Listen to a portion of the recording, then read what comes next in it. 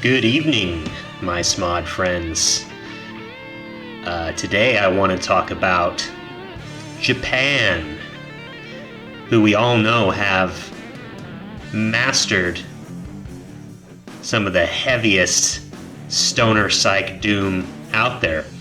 We know that Japan has produced some of the best stoner and doom bands of all time. I mean, Boris is example enough of that.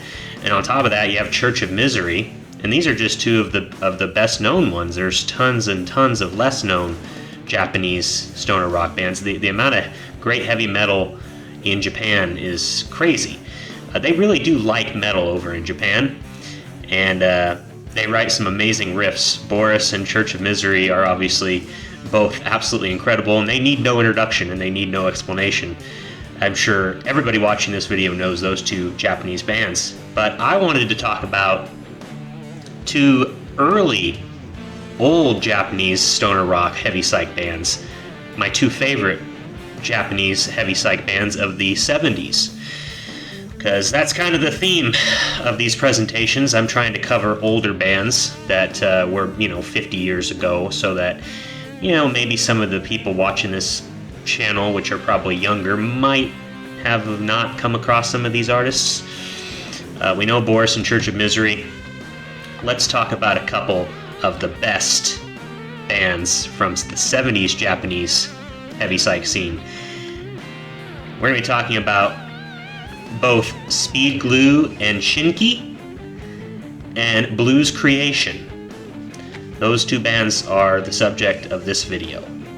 So I'm going to talk about the history of both bands, talk about the best album or albums from both bands that you need to check out.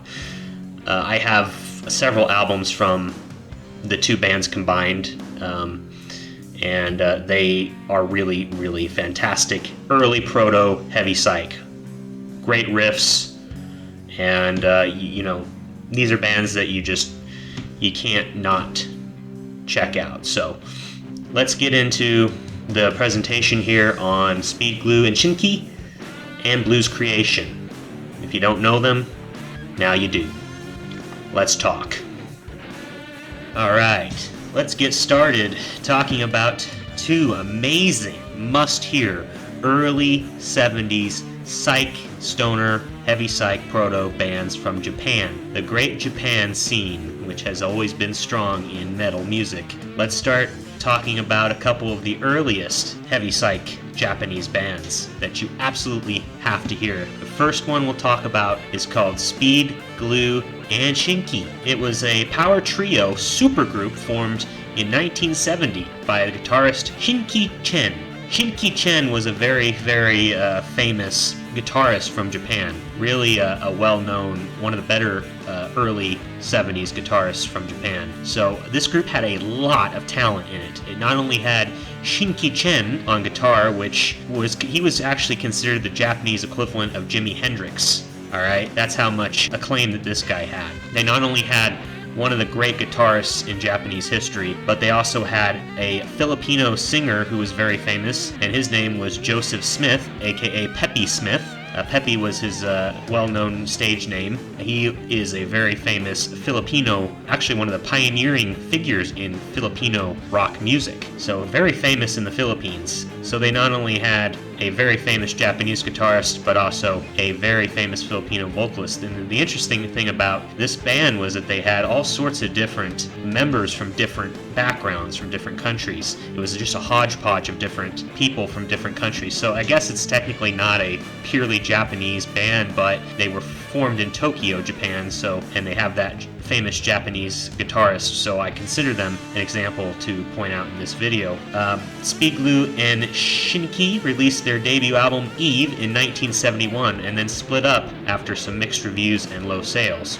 Smith's personal life was crazy, and so they couldn't really stay together. There was too much pressure from the poor sales and Pepe's problems. So later on, Pepe Smith kind of took full control, and he released another self-titled album, which was a double LP, and that's actually my favorite album from this group. Their self-titled album, which was released in 1972, I believe. It just has a bit more variety in it. And it's got it's a bit crazier. You know, Eve is more of the straightforward, you know, straight to the point, heavy bluesy, proto stoner, heavy psych type of record. The self-titled has more of a lot of prog experiments on it, a lot of very, very trippy, crazy experimental stuff on it, and then it's got the more straight-ahead blues and stoner, shorter stuff on it as well. But I just tend to like the album a lot more. Plus, it has my all-time favorite Speed, Glue, and Shinki song on it called Don't Say No, which is an instrumental track, which is just about the grooviest thing you'll hear. And so if you listen to one song, check out Don't Say No. It's actually got a pretty good amount of views on YouTube.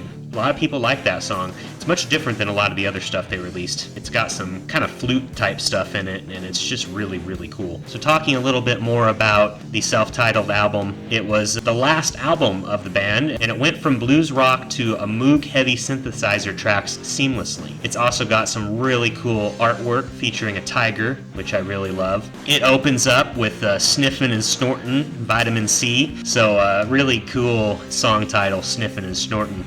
Definitely kind of what this band is all about. Joey Smith was a madman. I mean, he was like a drug-crazed madman. Pepe Smith, man, he was pretty sweet. He passed away recently, so rest in peace to Pepe Smith. But yeah, this guy took full control of the band for this album, and yeah, they have some crazy strung-out stuff on this self-titled album. After Sniffin' and Snortin', you get to songs like Run and Hide, which is a pretty freaking sweet track. So the first part of the album, the A-side, is just the more straight-ahead blues and stoner stuff. Bad Woman and then Red Doll.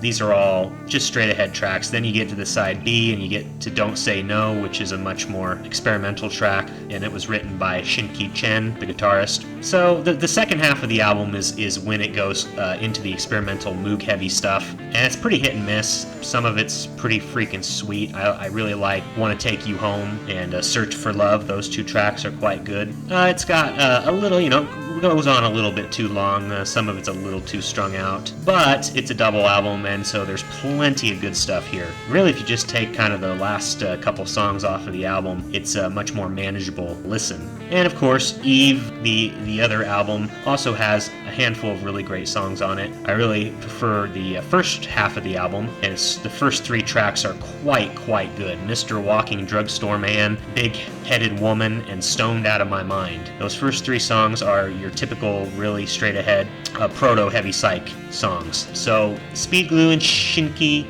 very short career, but some amazing talent, and it's a must-hear band. The second band I'm going to talk about today is Blues Creation. Blues Creation was formed in Tokyo in 1969, and they released a few albums. They're self-titled. It was released in 1969, but my favorite and their most well-known album is from 1971 called Demon and 11 Children. Demon and 11 Children has some of the heaviest Japanese proto-stoner and heavy psych. It's a very heavy album, and it's very good. I had the chance to pick up the CD on eBay, but I didn't get around to doing it, and I'm kicking myself for that. But I do have it downloaded, and boy, it's a good one. It really is. It kicks off with probably their all-time best song, Atomic Bombs Away. That is an absolute anthem. It just explodes. It's a really great title for that song, and the singer goes really hardcore on it. The riffs are insane. It's one of my favorites of the Japanese stoner rock history. One of my favorite early 70s proto-stoner songs. The rest of the album's not as good as that song, but it opens and closes with two absolutely fantastic classic tracks. The closing track is the self-titled Demon and 11 Children. It's a 9-minute stretched out song of doom-laden, nasty riffs, dark subject matter. And then there's some other good songs on it. Just I Was Born is really a great song. Mississippi Mountain Blues is a bluesy, there's a lot of variety on this album. It goes from heavy psych and doom, more heavy songs, to some a little more bluesy and even some acoustic, softer songs. So this album album is a classic of Japanese stoner rock, and it needs to be heard. Demon and 11 Children. I also really, really love the artwork of Demon and 11 Children. Very, very doomy, occult-looking artwork, of course. Basically has a demon-looking creature on it, so very trippy looking. This is just that heavy, gritty, balls to the walls stuff that, you know, you come to this genre for this kind of stuff. You know, this is what you want. You want this filthy, dark, doomy, riff-drenched stuff like this. So these two bands, definitely check them out. I hope if you haven't heard them, you go and listen to them after this video. It's well worth your time. Two very early examples of stoner rock and stoner metal from Japan. So thanks for listening, guys. I will talk to you soon. Doom on.